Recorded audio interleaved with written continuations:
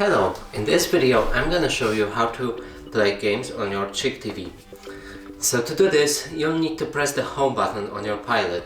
It's this button right here. So we're gonna press on that, then navigate our way to these three little dots on the right corner of our TV, right here, and it will change to more. We're gonna press OK, and from here go to Smart TV Apps.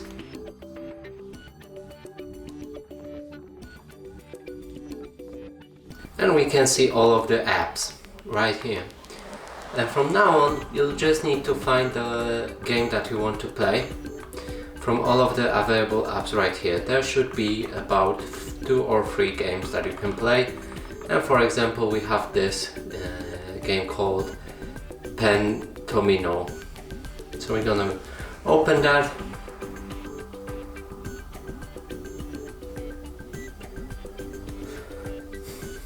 And as you can see, the game works fine. We can change the level and press OK to start the game, then just play however we want.